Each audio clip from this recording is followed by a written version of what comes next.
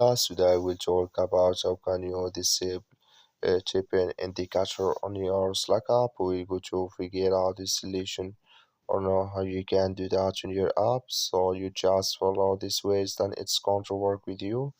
All you have to do, so you just go here above your photo profile, click on it here.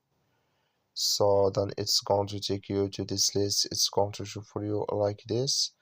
Then all you have to do now, you just click here on preferences, click on it here. So then it's going to take you to this list. It's going to show for you like this.